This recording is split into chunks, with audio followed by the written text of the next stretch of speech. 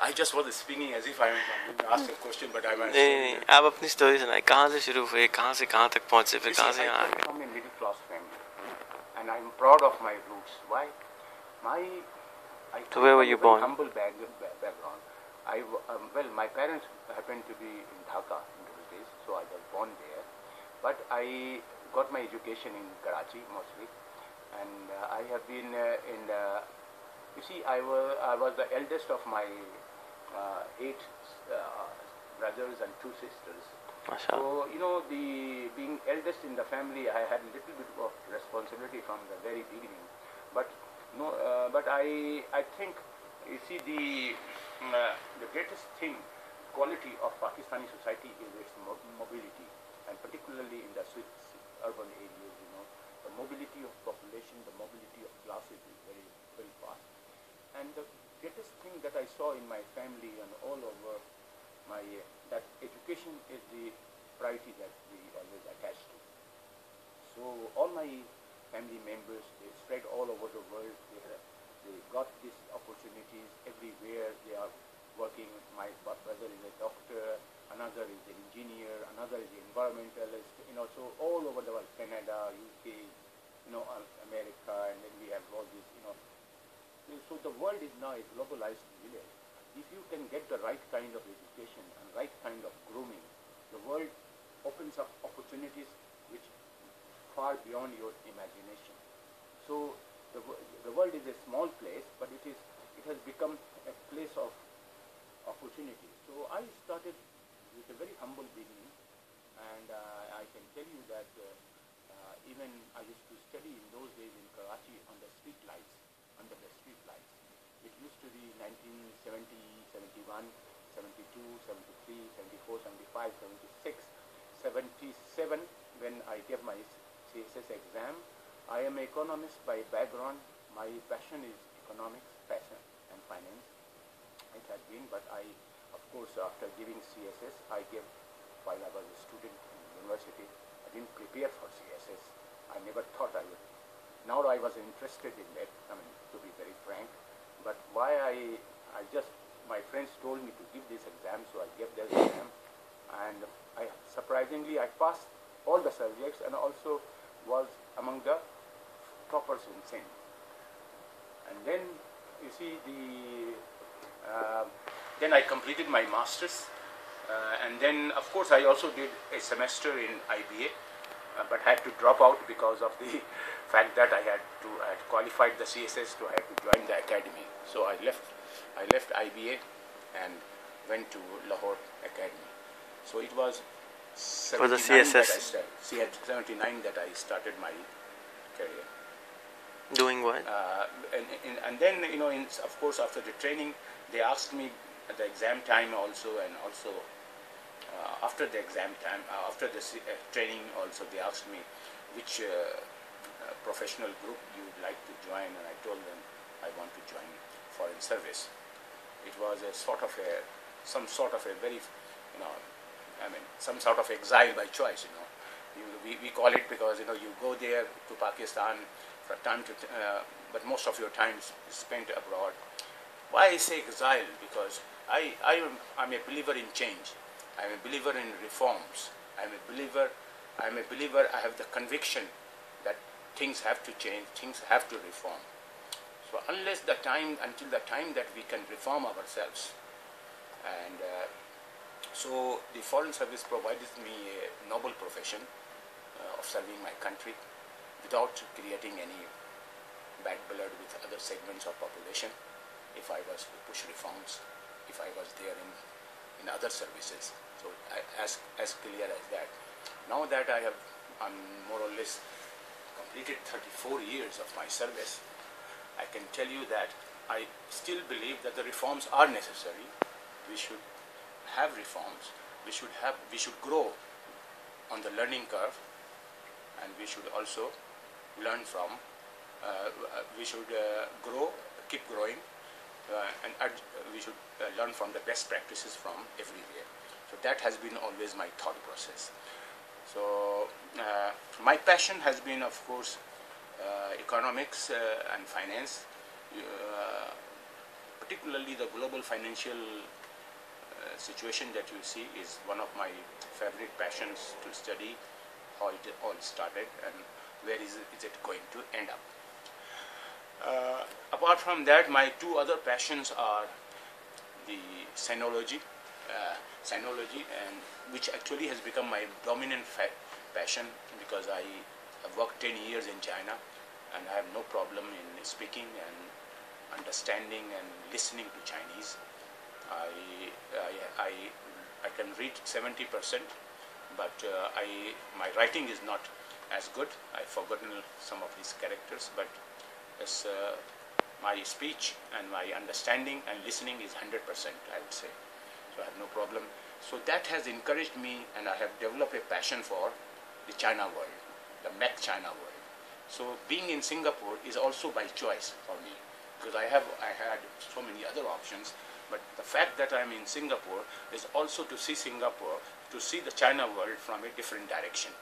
So my ultimate objective is, if I can bring Pakistan and the Gulf closer to this Mac China or the Greater China economic sphere, hemisphere, if I can do that, that would be my, I think, and that can be taking place if we can create cultural interoperabilities. Business of interoperabilities only come after cultural interoperabilities.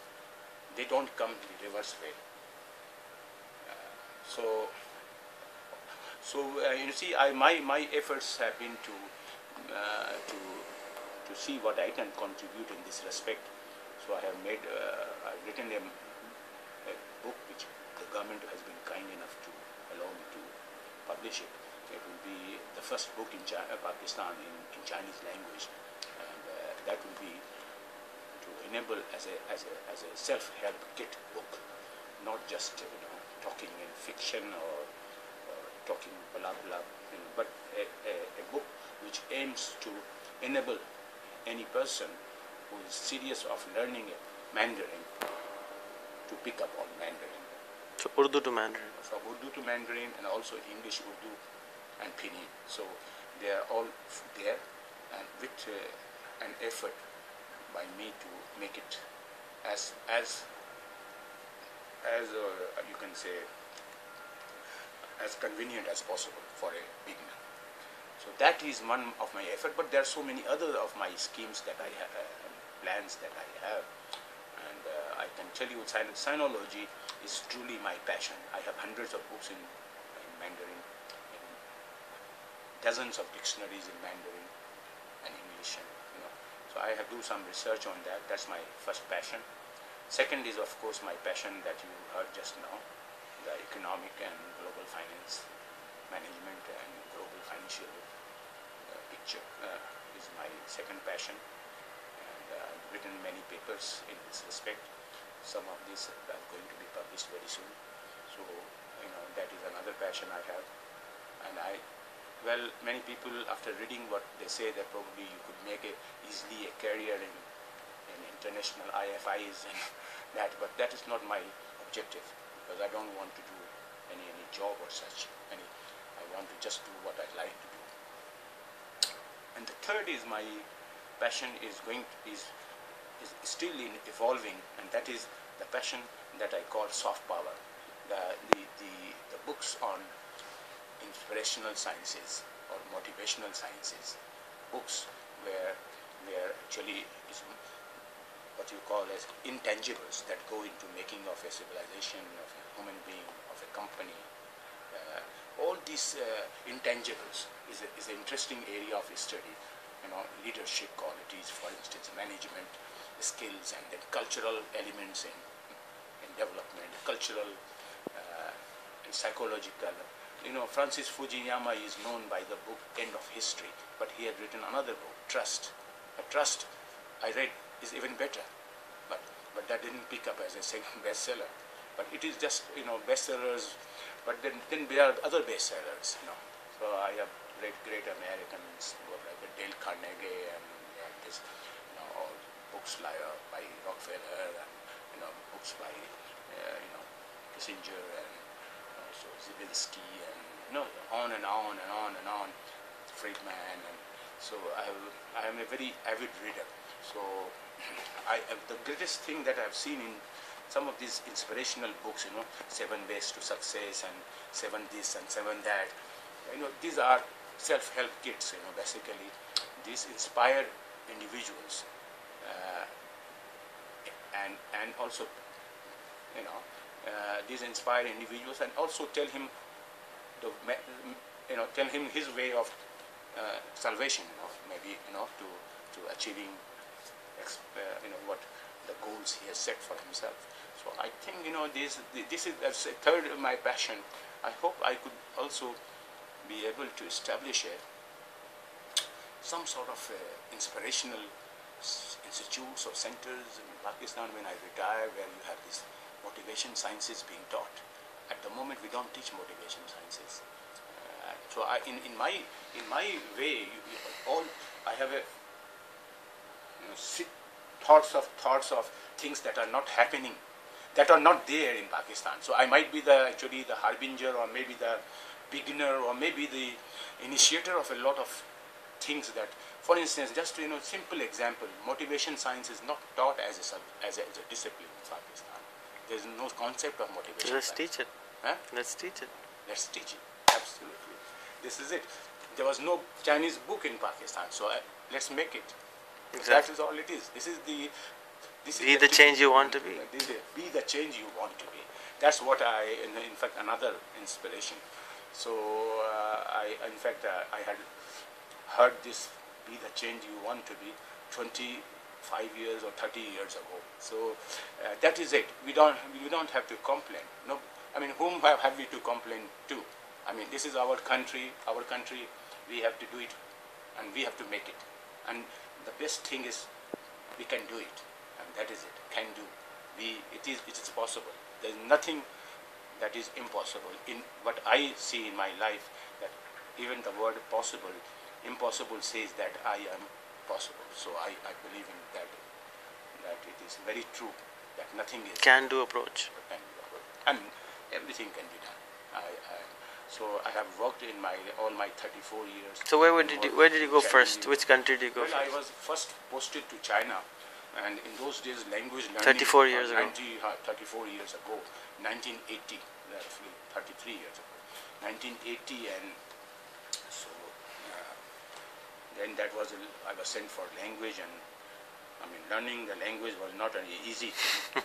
And in those days the weather was also very Beijing? Yes, in Beijing, because there were not many high rises, and so the temperatures could easily be -20, -10, -20 for 3 to 4 months actually. It was tough, But we were able. I was, the good thing is that if challenges bring out best of Pakistanis, and that is what happened with me also.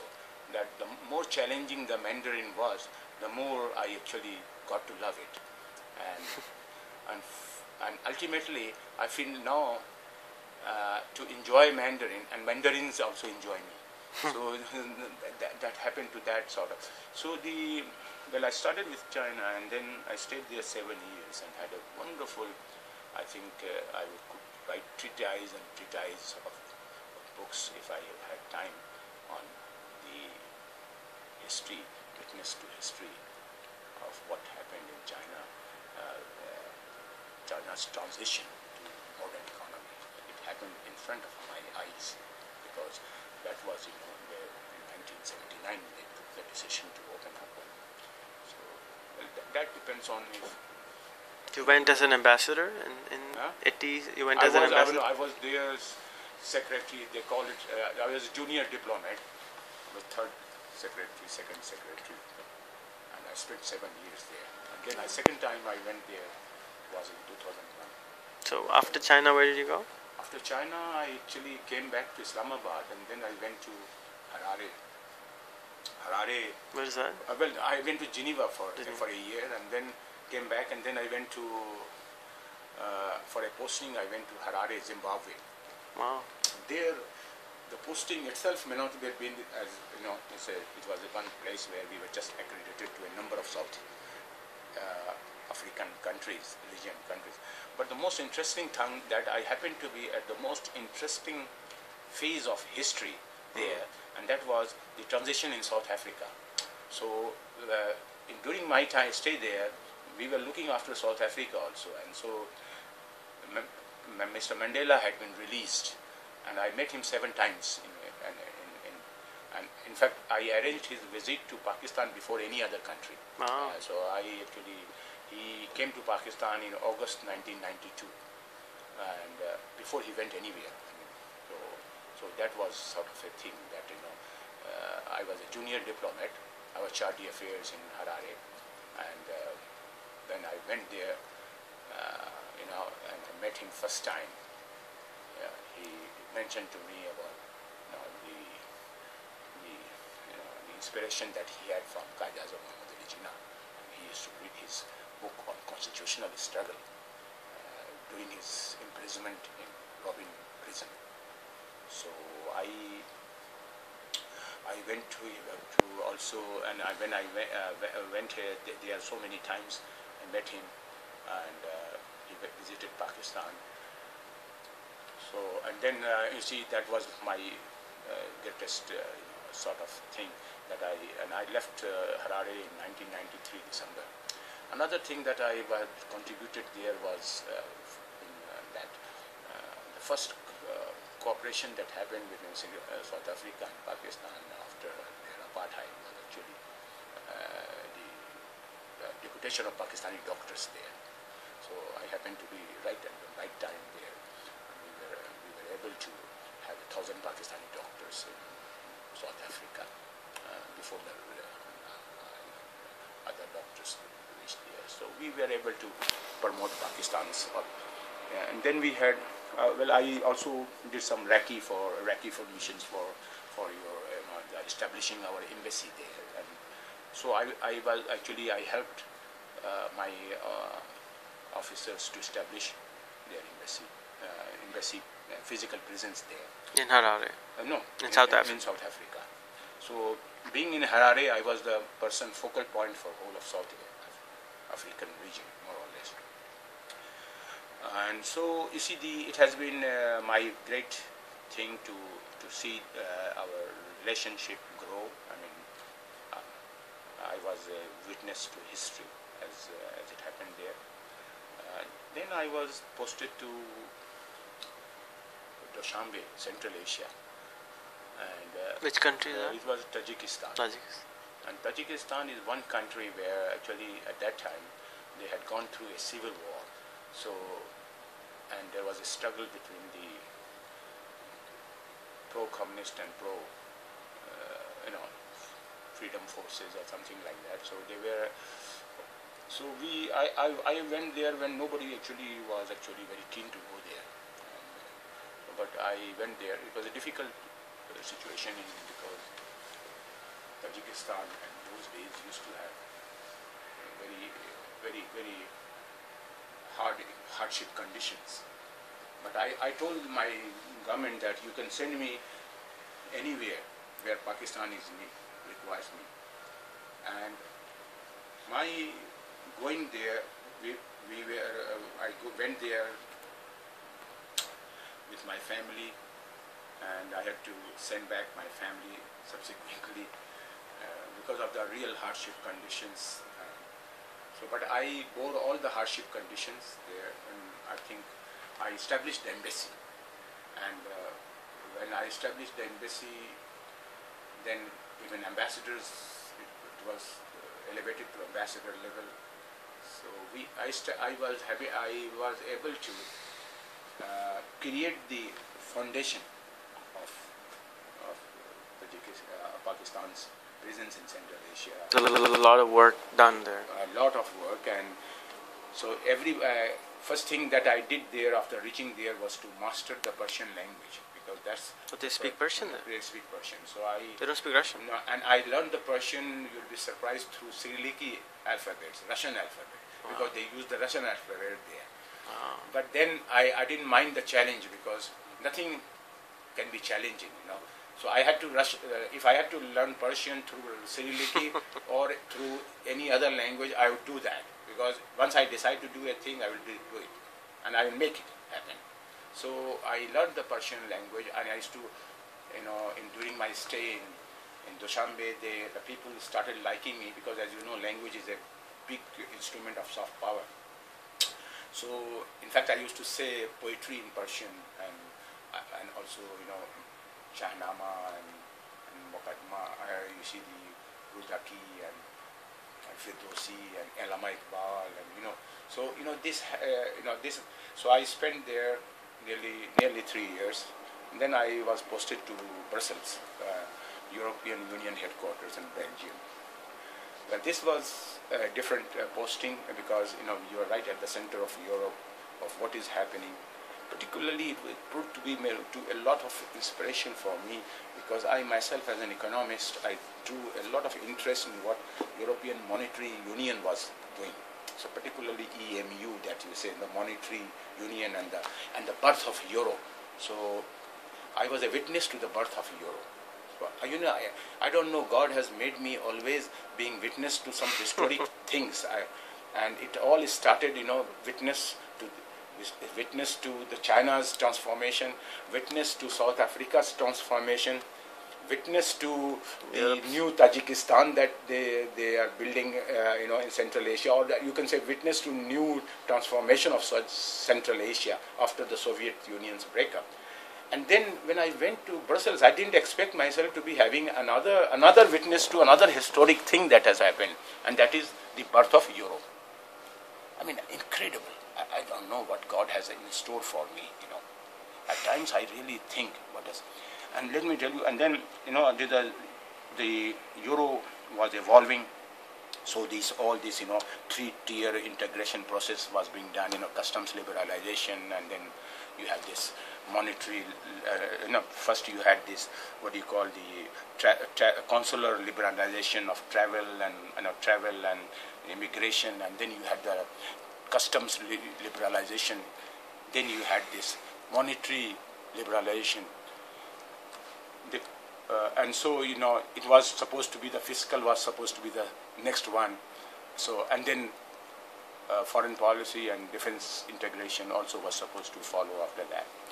But then I went there right at the time when Euro was being born. In fact, it has already been conceived and it was about to come out.